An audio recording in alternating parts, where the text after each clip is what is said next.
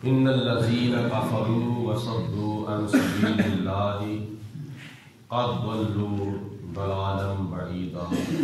سورہ نساء کی آیت نمبر 167 ہے، جس میں اللہ تعالیٰ نے ارشاد فرمایا ان الذين كفروا، بے شک جن لوگوں نے کفر کیا، وصدوا عن سبیل اللہ، اور جنہوں نے اللہ تعالیٰ کی راہ سے لوگوں کو روکا، نیکی کے معاملات میں نیکیوں سے روکا، قد ضلوا ضلالا بعیدا، وہ دور کی گمراہی میں جا گرے، اتنے وہ گمراہ ہو چکے ہیں، اتنے وہ گمراہ ہو چکے ہیں کہ جنت سے دور ہیں اور جہنم کے قریب ہیں۔ یہ ان کے کفر کرنے کا اور اللہ تعالیٰ کی راہ سے روکنے کا نتیجہ تھا۔ ان الذین کفروا، دوسرے نمبر پر فرمایا بے شک جو لوگ کافر ہو گئے، وظلموا، اور جنہوں نے ظلم کیا، اپنے اوپر بھی ظلم کیا، دوسروں پر بھی ظلم کیا۔ اس کا نتیجہ کیا ہے کفر اور ظلم کا؟ لم یکن اللہ لیغفر لہم، اللہ تعالیٰ ان کو ہرگز نہیں بخشے گا، ان کو اللہ تعالیٰ کبھی بھی نجات نہیں عطا فرمائے گا۔ ولا لیہدیہم طریقا، اور اللہ تعالیٰ ان کو کسی راستے پر نہیں چلائے گا، کسی اچھے راستے پر، کسی فائدہ مند راستے پر خدا ان کو چلنے کی توفیق نہیں عطا فرمائے گا۔ الا جہنم، الا طریقہ جہنم، سوائے جہنم کے راستے کے۔ جو لوگ کافر ہو گئے اور جو لوگ ظالم ہو گئے، پہلے نمبر پر تو اللہ تعالیٰ ان کو بخشے گا نہیں، اور دوسرے نمبر پر جہنم کے راستے کے سوا اللہ تعالیٰ ان کو کسی بھی فائدے والے راستے پر چلنے کی توفیق نہیں عطا فرمائے گا۔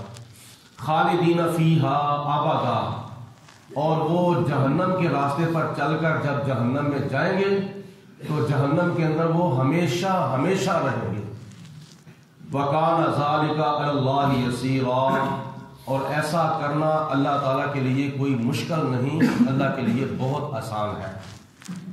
یا ایھا الناس، اے لوگو، قد جاءکم الرسول بالحق، بے شک تمہارے پاس اللہ کے پیارے رسول علیہ الصلوۃ والسلام سچ لے کر آ گئے، یعنی نبی کریم علیہ الصلوۃ والسلام دنیا کے اندر تشریف لائے ہیں، سچا دین لے کر آئے ہیں، سچی کتاب لے کر آئے ہیں، سچی شریعت لے کر آئے ہیں، حق کے ساتھ آئے ہیں، اور حق کا معنی ہے سچ۔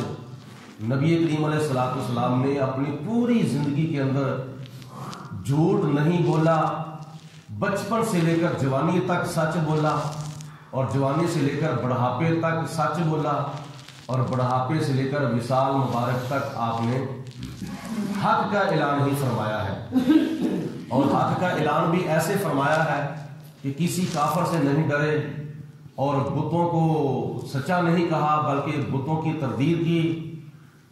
حضرت ابو طالب کے پاس لوگ آ کے کہتے ہیں کہ آپ اپنے بھتیجے کو سمجھائیں کہ ہمارے بتوں کو برا کہنا چھوڑ دیں۔ نبی کریم علیہ الصلوۃ والسلام کو حضرت ابو طالب نے کہا کہ میرے بھتیجے لوگ آپ کے بارے میں ایسا کہتے ہیں کہ آپ بتوں کو برا کہنا چھوڑ دیں۔ نبی کریم علیہ الصلوۃ والسلام نے فرمایا کہ اگر یہ لوگ میرے دائیں ہاتھ کے اوپر سورج لا کے رکھ دیں اور بائیں ہاتھ کے اوپر چاند لا کے رکھ دیں، میرے قدموں کے اندر دولتوں کا، درہم و دیناروں کا ڈھیر بھی لا کر رکھ دیں، تو پھر بھی میں بتوں کو جھوٹا کہنے سے باز نہیں آؤں گا اور سچ کہنے سے باز نہیں آؤں گا، بلکہ بت پوجا کی لائق نہیں ہے، پوجا کی لائق وہ ذات ہے جس نے ساری کائنات کو پیدا فرمایا ہے۔ تو اس کے بعد حضرت ابو طالب نے پھر کہا کہ اے میرے بھتیجے، آپ جو چاہتا ہے کریں، لیکن میں آپ کے ساتھ ہوں۔ وَإِن تَكْفُرُوا، اور اگر تم کفر کرو، اے دنیا والو، تمہارے اندر میرے پیارے رسول علیہ الصلوۃ والسلام تشریف لائے ہیں، حق کے ساتھ آئے ہیں، اور کس کی طرف سے آئے ہیں؟ مِن رَبِّكُمْ، تمہارے رب کی طرف سے آئے ہیں۔ فآمنوا، تو تمہاری ذمہ داری یہ ہے کہ تم ایمان لے آؤ نبی کریم علیہ الصلوۃ والسلام کی ذات پر، حضور علیہ السلام کی تمام صفات پر، نبی کریم علیہ الصلوۃ والسلام کی شریعت پر، آپ کے دین پر، کتاب اللہ یعنی قرآن پاک پر ایمان لے آؤ۔ آپ آئے ہیں، آپ کی ذات پر بھی ایمان لے آؤ، اور جو آپ اللہ کی طرف سے لے کے آئے ہیں اس بات پر بھی ایمان لے آؤ۔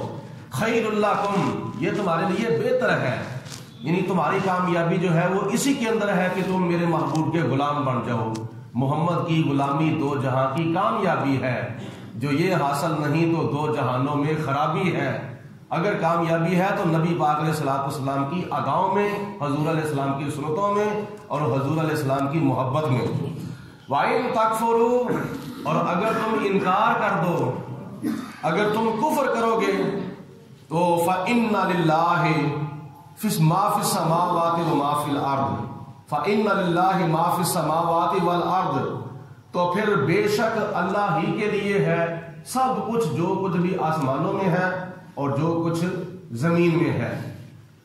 اللہ تعالیٰ کی ذات اللہ کی ذات ہے، ساری کائنات اللہ تبارک و تعالیٰ کے سامنے سربسجود ہو جائے تو خدا کی شان میں ایک ذرے کا بھی اضافہ نہیں کر سکتے، اور ساری کائنات اللہ تبارک و تعالیٰ کا انکار کر دے تو پھر بھی اللہ تعالیٰ کی شان میں ایک ذرے کے برابر کمی نہیں ہو سکتی۔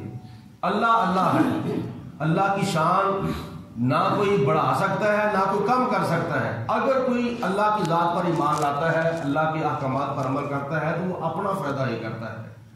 اگر خدا کی ذات کا کوئی انکار کرتا ہے یا خدا کے رسولوں کا انکار کرتا ہے یا اللہ تبارک و تعالیٰ کے ارشادات کا انکار کرتا ہے تو وہ اپنا ہی نقصان کرتا ہے، اللہ کا نقصان نہیں کرتا۔ وَكَانَ اللَّهُ عَلِيمًا حَكِيمًا، اور اللہ تعالیٰ بے حد علم والا بھی ہے اور بے حد حکمتوں والا بھی ہے۔ یا اہل الکتاب، اے کتاب والو، لا تغلو فی دینکم، اپنے دین کے اندر زیادتی نہ کرو۔ گزشتہ آیات میں یہودیوں کے بارے میں کہا گیا تھا، جو انہوں نے جرم کیے تھے، ان کے جرائم بیان کیے گئے اور ان کے جرائم کے نتائج بیان کیے گئے تھے، اور اس آیت مبارکہ میں عیسائیوں کی طرف اشارہ ہے۔ یا اہل کتابی، اے کتاب والو، کیونکہ یہودی بھی اہل کتاب ہیں اور عیسائی بھی اہل کتاب ہیں۔ یہودی تورات والے ہیں اور عیسائی انجیل والے ہیں۔ اے عیسائیوں، لا تغلو فی دینکم، اپنے دین کے اندر زیادتی نہ کرو۔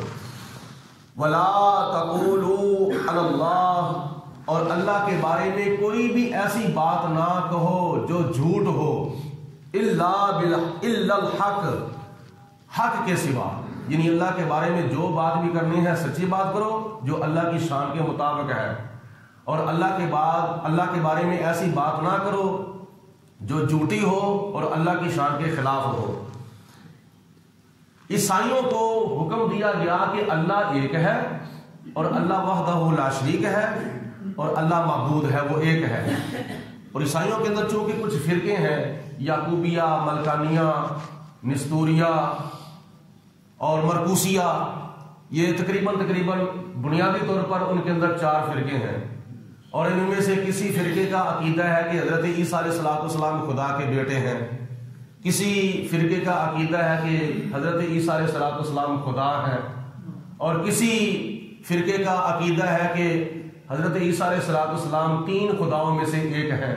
تو اللہ تعالیٰ نے ان کو اس بات سے منع فرمایا ہے، اس عقائد سے منع کیا ہے۔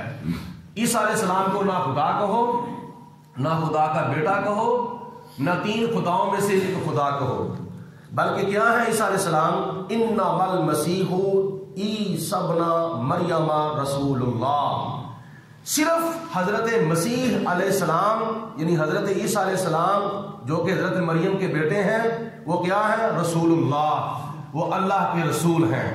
اے عیسائیوں، عیسیٰ علیہ السلام کو خدا نہ کہو، خدا کا بیٹا نہ کہو، خدا کا شریک نہ کہو، بلکہ عیسیٰ علیہ السلام کو اللہ کا رسول کہو، وہ اللہ کے رسول ہیں، اور یہی عقیدہ مسلمانوں کا ہے۔ وَكَلِمَتُهُ، اور عیسیٰ علیہ السلام اللہ تبارک و تعالیٰ کے کلمے ہیں۔ القاها الى مریم، حضرت عیسیٰ علیہ السلام کو اللہ تعالیٰ نے حضرت مریم کی طرح بھیجا، یعنی حضرت مریم کے ذریعے حضرت عیسیٰ علیہ السلام کو پیدا فرمایا، اور وروح منہ، اور وہ عیسیٰ علیہ السلام اللہ تعالیٰ کی طرف سے ایک روح ہے، یعنی حضرت جبریل علیہ السلام کو حضرت مریم کے پاس بھیجا۔ حضرت مریم کو جناب جبریل علیہ السلام نے پھونک ماری، دم کیا، جس کی وجہ سے حضرت عیسیٰ علیہ السلام، حضرت مریم کو حضرت عیسیٰ علیہ السلام کی امید لگ گئی تھی۔ فآمنوا باللہ، تو عیسائیوں اللہ پر ایمان لے آؤ۔ اللہ پر ایمان لانے کا مطلب یہ ہے کہ اللہ کو وحدہ لا شریک مانو، اللہ تبارک و تعالیٰ کے مد مقابل کسی کو کھڑا نہ کرو، ورسلہ، اور اس کے سارے رسولوں کو مانو، صرف اور صرف عیسیٰ علیہ السلام کو نہ مانو، بلکہ عیسیٰ علیہ السلام کے ساتھ جو اور رسول لائے، تشریف لائے ہیں دنیا کے اندر عیسیٰ علیہ السلام سے پہلے اور عیسیٰ علیہ السلام کے بعد، ان رسولوں کو بھی مانو۔ یعنی عیسائی جو تھے وہ حضرت موسیٰ علیہ السلام کا انکار کرتے تھے، جو کہ حضرت عیسیٰ علیہ السلام سے پہلے تشریف لائے تھے، خدا نے فرمایا کہ ان کو بھی مانو۔ اور نبی کریم علیہ السلام حضرت عیسیٰ علیہ السلام کے بعد تشریف لائے تھے، جو کہ عیسائی حضور علیہ السلام کا انکار کرتے تھے، خدا نے فرمایا ان کو بھی مانو۔ صرف عیسیٰ علیہ السلام کو ہی نہ مانو، بلکہ عیسیٰ علیہ السلام سے پہلے جو رسول تشریف لائے ہیں، جو نبی تشریف لائے ہیں، ان کو بھی مانو، اور جو عیسیٰ علیہ السلام کے بعد یعنی نبی کریم علیہ السلام تشریف لائے ہیں، ان کو بھی مانو۔ ولا تقولوا ثلاثہ، اور تین خدا نہ کہو۔ عیسیٰ علیہ السلام کو خدا کہتے تھے، اور حضرت مریم کو خدا کہتے تھے وہ لوگ، اور خدا کو خدا کہتے تھے۔ تو اللہ تعالیٰ نے فرمایا کہ تین خداؤں کو نہ مانو، بلکہ خدا ایک ہے۔ انتہوا خیر لکم، اور ان عقیدوں سے باز آ جاؤ، یعنی شرکیہ کفریہ جو عقیدے تم رکھتے ہو عیسیٰ علیہ السلام کے بارے میں اور اللہ کے بارے میں، تو ان عقائد سے باز آ جاؤ، یہ تمہارے لیے بہتر ہے، تمہارے لیے بھلا ہے۔ انما اللہ الہ واحد، صرف اور صرف اللہ تبارک و تعالیٰ ایک معبود ہے، سبحانہ، اور وہ پاک ہے، یعنی اولاد سے پاک ہے، ہر عیب سے پاک ہے، ہر خامی سے پاک ہے۔